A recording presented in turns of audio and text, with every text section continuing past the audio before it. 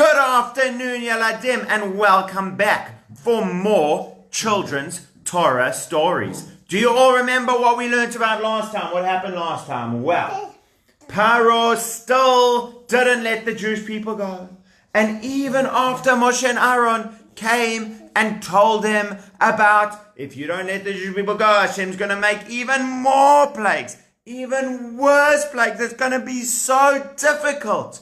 Well, what happened was, thank you very much. What happened was the plagues kept coming. Each plague worse than the one before. Well, we learnt about those, thank you, that stuff that came down from the sky. Bash, bash, bash everywhere. What was that called? Remind me?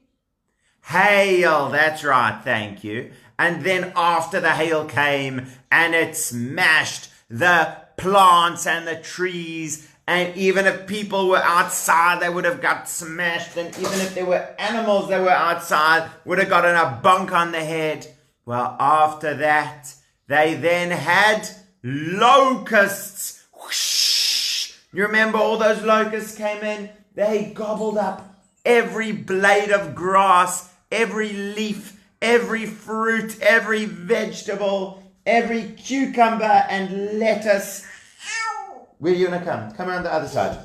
They ate everything all up. There was no more food left in the land of Egypt. Everyone started getting hungry. What are we going to eat? The locusts were gobbling it up. There we go. You guys with me? The locusts were gobbling it all up. And that was such a difficult thing. And then Paro called them during the hail. And Paro said, Moshe and Aaron, please ask Hashem. Please ask Hashem to make the hail stop. I did a wrong thing by not listening. I promise I will let the Jewish people go. And what did Moshe and Aaron do? Did they go and ask for the Jewish people to go? Give me a thumbs up if they went to ask Hashem to stop the hail. No, they did go to ask Hashem to stop the hail. Yes, they did. And then what did Hashem do? Give me a thumbs up if Hashem did stop the hail. Yes, Hashem did stop the hail. And then give me a thumbs up if Paro said, okay, you can go now. No, you're quite right. I'm sorry to tell you. Afterwards, Paro said, changed my mind. Not letting you go. Ha, ha, ha. And then after that, Hashem said, well, Paro, because you didn't keep your promise and you didn't let the Jewish people go, now I'm not even going to let you choose. I'm not even going to give you the option of letting the Jewish people go. I will harden your heart, says Hashem. I will harden your heart, Paro, so that you will not let the Jewish people go. And that's when you had the locusts. And then after the locusts, what came next, Yeladim? What came after the locusts? It was darkness.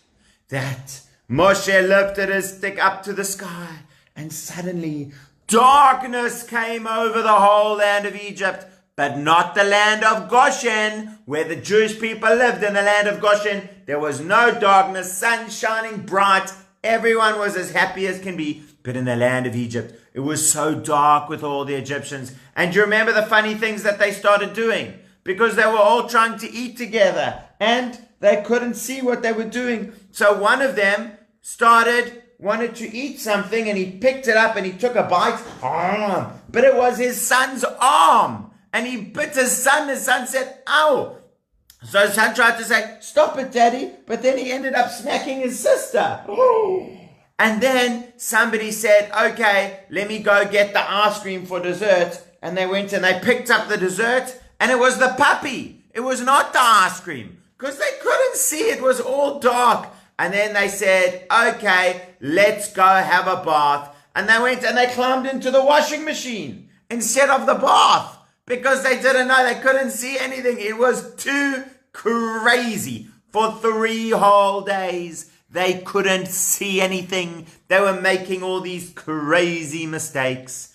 And then, for another 3 days, it got even worse. How could it be even worse than having all the darkness? Well, it got even worse because the darkness got thick, So they couldn't even move. It was like musical statues. However, they were... Now, darkness got thick, couldn't move. Oh, can't put my arm down. Can't lift my arm up. There was an Egyptian man who was busy standing, and then it got dark. Oh, I really want to sit down. No, couldn't sit down. Somebody was lying in bed when it got dark. And then the darkness got thick. Oh, but then he couldn't move. I want to get up, but I can't. Oh, my neck's getting a little bit stick, but a little bit stuck. But I'm frozen because of the darkness for 3 whole days. That is what happened. And the Egyptians couldn't move. And then after 3 days and 3 days, how many is that altogether? 3 days of darkness and then 3 days of darkness where he couldn't even move. How many days is that, Yeladim? 6, quite right. After 6 days of darkness, then the darkness ended. Whew! And the Egyptians could see again. But now Hashem says, Paro, now I'm sorry to tell you, I'm going to bring the worst plague of them all. Now remember we said on the one hand the plague of hail was the worst plague of them all. But on the other hand, the plague of the firstborn was the worst plague of all. Paro said, I'm going to bring the worst plague of all, which is the plague of the firstborn. All the firstborn Egyptians are going to get sick as can be. Who here is a firstborn? Put up your hand if you're a firstborn. Fantastic. Put up your hand if you're not a firstborn. I'm not a firstborn. But it's good to be a firstborn, and it's good to not be a firstborn. You are quite right. You are not a firstborn. So this one was for the... You're also not a firstborn. Quite right. So this one was for the Egyptian firstborns. Moshe said, Paro, if you don't let the Jewish people go this time, all the Egyptian firstborn are going to be in big trouble. And Paro said, I'll think about it. While Paro's busy thinking about it, then what happened was Hashem said to Moshe, Moshe, I want the Jewish people to do something else. Go to the Egyptians and I want you to ask them, please can we borrow gold and silver and beautiful clothes? Now, why do you think Hashem would want the Jewish people to have gold and silver and beautiful clothes? Well, I'll tell you one reason why, Yeladim. It's Pesach in 2 days' time. Not tonight, not tomorrow night, but Wednesday night is Pesach. And in 2 nights' time, it's going to be Pesach. How are you going to get dressed up for Pesach? Are you going to get dressed up for Pesach in your pajamas? No. Are you going to get dressed up in Pesach in rubbish bags? No. Are you going to get dressed up in Pesach in your mom and dad's clothes?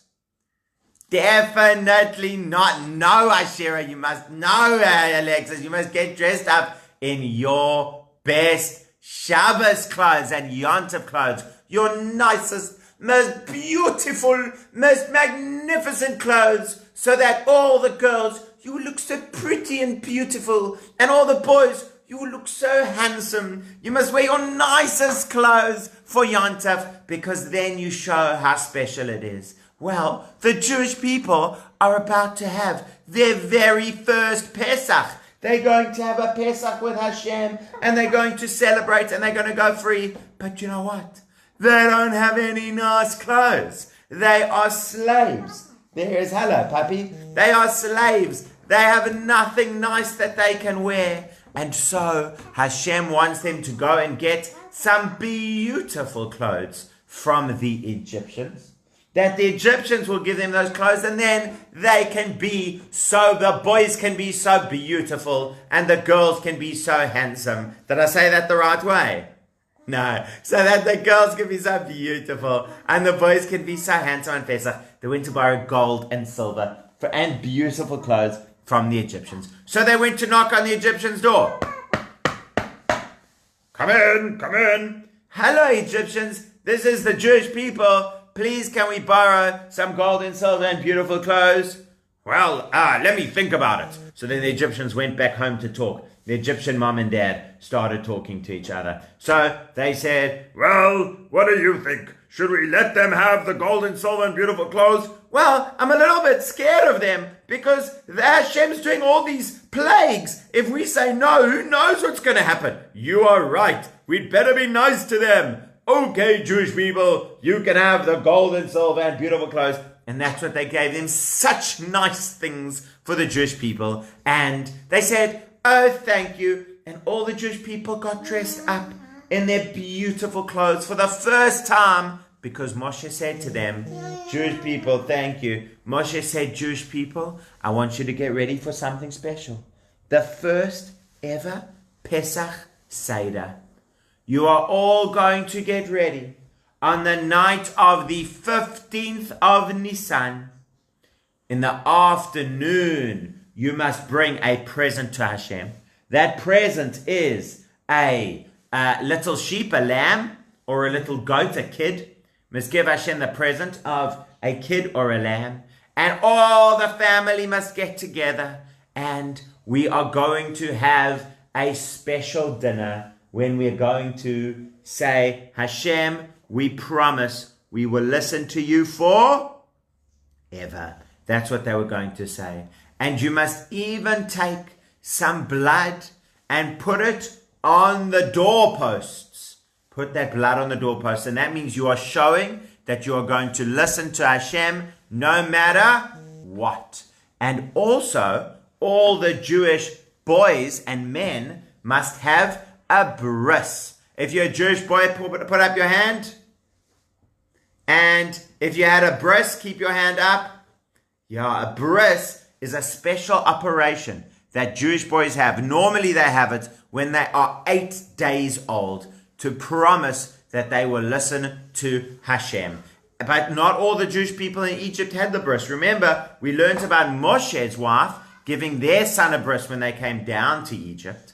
And that was because they hadn't given him a bris yet, so they gave him a bris. Well, all the Jewish boys and men who didn't have a bris yet, they now had to have a bris before they had this special Pesach meal. So everyone had a bris who needed a bris, and they got ready with a special present to Hashem, and they put the blood on the doorpost, and they all got together to have the first ever Pesach Seder. And they were all having the Seder, and they got together in their homes, and Hashem said, I also want you to eat a special kind of bread. Do you know what kind of bread they're going to eat? A kind of bread called matzah. Exactly. This was not going to be normal old bread that gets big and everything. Hashem says, I want you to have special matzah that you will eat for Pesach. And they all got ready with their matzah and their lamb or kid and with their families and the blood on the door. And Hashem said, I also want you to eat it getting ready to go with your shoes on and all ready to go. And that is how we are going to have this first Seder. And so, 1 second. So they all got ready for this Pesach Seder, and they ate, and they said thank you to Hashem. And then suddenly, in the middle of the night, Hashem came through the whole land of Egypt, and all the Egyptian firstborn got sick as can be, and all the Jewish firstborn were absolutely fine because Hashem saved all the Jewish firstborn, even though the Egyptian firstborn got into big trouble. And then all the Egyptians started getting scared. Oh no, what's going to happen? Oh, we're all going to die. They all started getting scared, and they all came running and said, Moshe and Aaron, please go, please go. Well, Paro woke up in the middle of the night. He had been sleeping. Can you imagine? The most hectic of all nights. When he knew that Hashem was going to come to Egypt, making the Jewish people sick, Paro was fast asleep in his bed.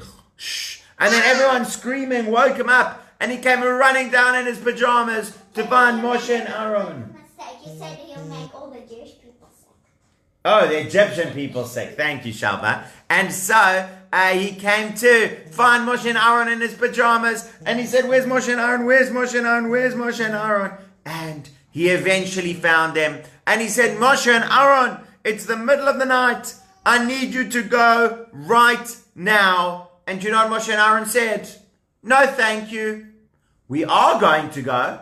We're not going to go right now in the middle of the night. That's not the best time to go. We will go tomorrow morning, first thing in the morning, when the children have had a nice sleep and are feeling happy and fine, when we can have a time to see what we're doing and pack our bags properly. That is when we're going to go, Paro, not in the middle of the night." And all the Jewish people got ready. They went to sleep. They woke up the morning, and Moshe told them, "Jewish people, we are going free. You are not going to be slaves anymore. We are going to Hashem's special land. We are all leaving Egypt. We are going back to the land of Israel." And so the Jewish people all packed their bags, and they started putting on their beautiful clothes again, the clothes that the Egyptians gave them, the gold and the silver and the beautiful clothes. And they all got some more bread, but this was the same as what they ate at the Seder. This was matzah. They didn't have time to let their bread rise. Now, you know, nowadays, it doesn't take so long for the bread to rise. Nowadays, it only takes like a few minutes, because we put in yeast and all things like that. In the old days, it used to take like 2 days to get the bread ready so that the bread could rise. It wasn't so quick and easy. It took a long time. So they had to do this and do that and put in what's called the sourdough and mix it in. And well, they didn't have time for that whole process. They had to go straight away. So they said, "Fine, we won't let our bread rise. We're just going to bake it quickly." And that's why they had the matzah like we had today. They took their clothes, and then Moshe remembered there's something else as well. There was somebody so good that we promised him that we would take him out of Egypt as well when we went out of Egypt. Do you remember who that was, Yeladim? Who did the Jewish people say, "We promise we will take you out"? That is right. Thank you, Ginsbergs and Zieglers, for saying the answer. And anyone else who said the answer as well. Well done. It was Yosef. Moshe said, "Let me go and find where Yosef is." And he took Yosef out of Egypt as well. And all the Jewish people started going out of Egypt. And they were so happy they couldn't believe it. They had been slaves in Egypt for so long. Years and years and years and years and years. And now Hashem was taking them out of Egypt. It was unbelievable. They were so happy. But they went into a desert where there was no food and no water. Who was going to take care of them in the desert, Yeladim? Hashem. They knew that Hashem had been so good to them and had taken care of the Egyptians for them and had made things great. And they knew that Hashem was going to take care of them as well as they went into this desert. And you know, years and years later, Hashem said to the Jewish people, "It was so good what you did. I know it's scary to go out somewhere where you don't know what you're going to have. I know sometimes we don't know what tomorrow is going to be like, and that can be very frightening. But Jewish people, you trusted Hashem. You believed in Hashem, and you said, 'Hashem, we believe in you, and we will do what you say. We will go into the desert because we know you will take care of us.'" And Hashem said, "Jewish people, that was so special what you said, that you will not be afraid and you will trust in Hashem. And because of that, says Hashem, I love you forever." But Yeladim, that's not all. Because although the Jewish people were now going free, Paro didn't know that they were not coming back. He was waiting for them to come back. And when it was going to discover that they weren't going to come back, there was going to be big trouble indeed. But I don't have time to tell you that today. I'm going to have to tell you tomorrow. And I say to you all, goodbye.